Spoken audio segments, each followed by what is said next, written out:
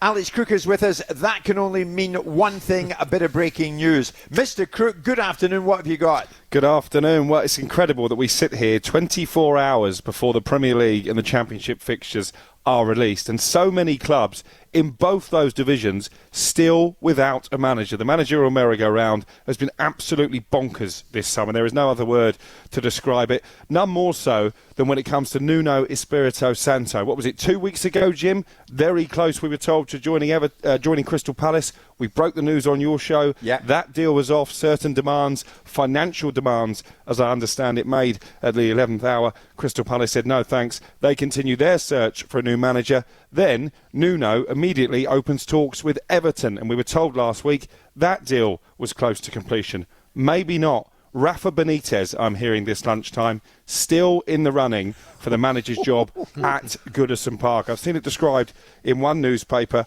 as a managerial appointment that would divide a club and a city, because, of course, Rafa Benitez, heavily linked with Liverpool, still has a home on Merseyside. Are Everton fans going to accept him? Simon Jordan, as a former owner, when you were at Crystal Palace, could you have possibly contemplated hiring a manager with ties to Brighton? Well, interestingly, actually, the person that I got rid of, which was the fans' hero, Steve Coppell, ended up going to Brighton, and he was accepted by both the Brighton fans and the Palace fans because of their relationship with him and the success and the fact that Brighton were doing moderately well under his tenure.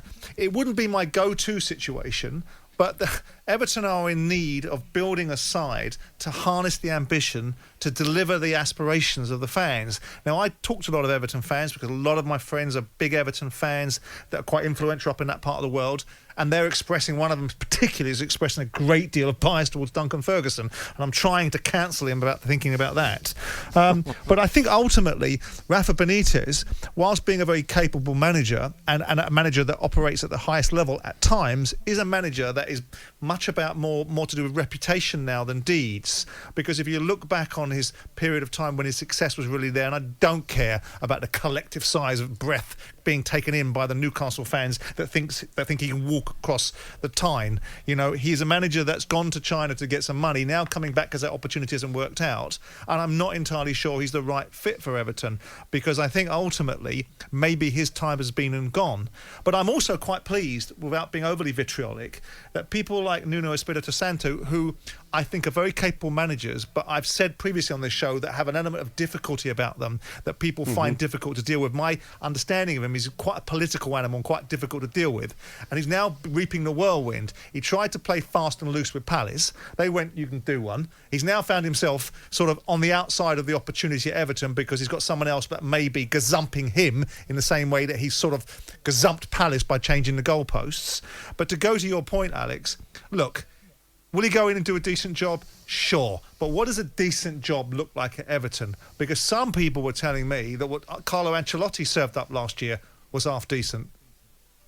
It's interesting you mentioned Duncan Ferguson, and I wonder if he is a factor in the fact the Nuno deal seems to have stalled, because we know that at Palace he wanted to bring in a big entourage, a big backroom team.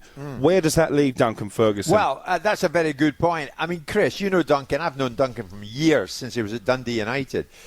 Is he a decent fit to lead Everton forward? Can he manage this football club? You know Duncan and his character. Well, I've done my A licence with Duncan, so I know Duncan very well. Again, I think he's in there. Martinez gave him a fantastic opportunity coaching the youth and coming through. He's done his hours. You know, he's done those 10,000 hours. He's been under Ancelotti. He sees how it works, but he's got the respect. He's a club legend. He's learning as he's going. But I think even in the time, that interim period, he got good results. He got the players playing. He made big decisions. Oh, he did, yeah. And that's what it's about. It's a result business. Yeah. It's one of those, I'm thinking about it, you know, and Simon being obviously an owner of a football club, isn't this negotiation period the only time a manager really has any power to implement certain things into contracts, to bring personnel in, if it's sporting directors, if it's staff? It depends, Chris, doesn't it? It depends if you're chasing him or he's chasing you. If I'm knocking on his door saying I really want you to come and work for me, then he's empowered. If he's knocking on my door telling me, I want to apply for the job, can you give me a chance to talk to you about it, then there's a different dynamic, of course. Yep. But what you want to do is want to have the balance between who's got... You don't want the owner to have all the power, and you don't want the manager to have all the power. You want people to have equal amount of respect for one another, so the owner backs his champion. But Simon, you can't see Duncan as a number one, can you? Well, look, I like Duncan Ferguson, and I was having a very strong conversation with a really heavy hitter in an Everton fan that's very, very wealthy, and Duncan's one of his big fans. He's one of Duncan's big fans, and he was saying, he's been under Martinez, he's been under Koeman. Yeah, but Martinez hasn't won anything with the best players in the world for Belgium, and Barcelona are in their worst particular condition in years, and they've hired Ronald Koeman with the greatest respect and not a great stage in his career. But I look at it and say, someone needs to save Duncan from himself, because he doesn't want this job. Because I had a situation with Stevie Kemba, Palace legend, always the bridesmaid, never the bride. Give me the job, give me the job. I tell you, Steve, if I give you this job, rather than having a job for life, if I give you this job and you don't cut it, you're going to get fired and you're going to have no job. And I fear that Duncan Ferguson, and when we talk about his record, 4 games, no wins, 3 draws. Yeah, they stank the place out before he got there, and he basically, held it together. Okay, well, Benitez still in the conversation of that. There is no doubt this Tuesday lunchtime, Simon. What do we hear, Alex, about Scott Parker? What's happening with him? Yeah, this is a really interesting one, and one that we've spoken about, I think, as recently as last week. Scott Parker, his relationship with the Fulham owners really fractured now, and it's being reported, and I think this is accurate, Scott Parker likely to leave Fulham maybe as early as this week. Now, I'm really interested. Why is it fractured, Alex, out of curiosity? As we spoke last week, I think Danny Murphy was on. I think he feels like he's not had enough say when it comes to player recruitment. Maybe the board are getting too involved even when it comes to picking a starting lineup, and that's a situation that no manager really is willing to embrace. But I'm intrigued to see how Fulham are going to dress this up. Are they going to fire Scott Parker? Is he going to quit?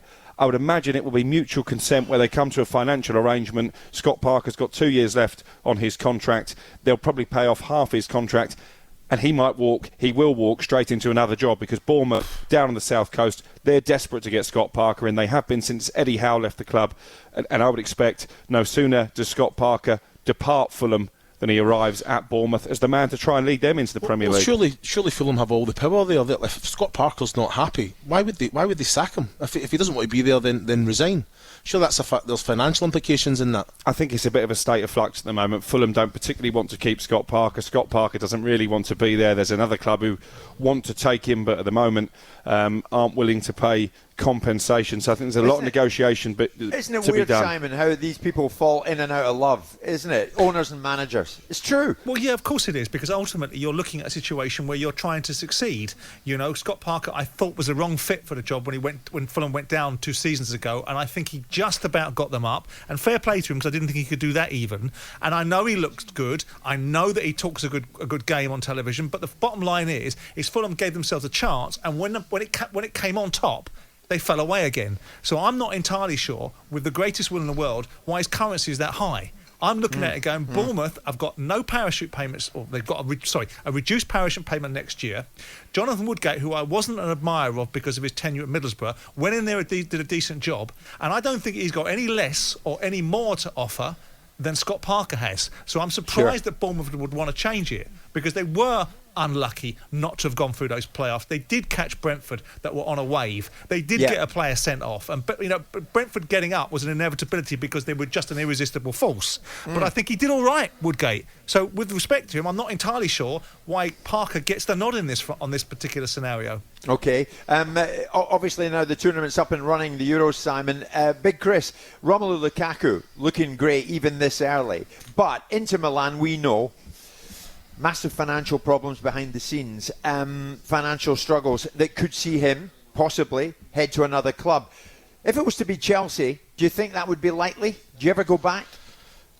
Again, money talks, doesn't it? I think again, a player that knows the Premier League, scores goals. I think he would slot right into the way that they go about business there. He brings goals with the service that he's going to get. He's an absolute fantastic player.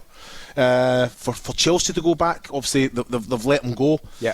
That's the question. But again, if he's going to bring them success, if he's going to put trophies in the cabinet, that's worth every single penny, isn't it? I wonder if Lukaku's stance will change given the departure of Antonio Conte, really the man who has revolutionised his diet. He's a fantastic specimen now, isn't he? He's always been a great goal scorer.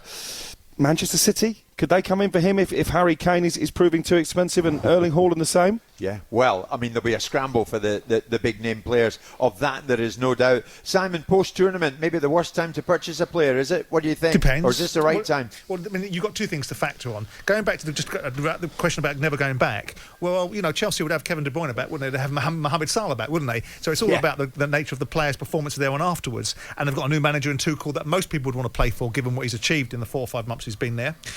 Look, the marketplace is what it is. We're talking about a slightly depressed marketplace because the economics of what's happening in the world with the COVID pandemic decimating football finances. So it is and it isn't, because you would think that the inflation wasn't going to form part of any equation, that you're going to see a depressed marketplace. But if somebody sets the tournament alight, but Lukaku has been forecast to set the tournament alight. He's already scored 2 goals. Everyone's forecasting he's going to score a shed load of goals. So how much more inflation is he going to get from what he's already achieved? He's already smashed it in Italy, hasn't he? He's already proven his worth. So if he does a European tournament of significance, he'll only be reinforcing what people already think. That's right. Jim White and Simon Jordan, Monday to Thursday morning 10 till 1 on AM, on DAB, via the talkSPORT app and on your smart speaker. talkSPORT.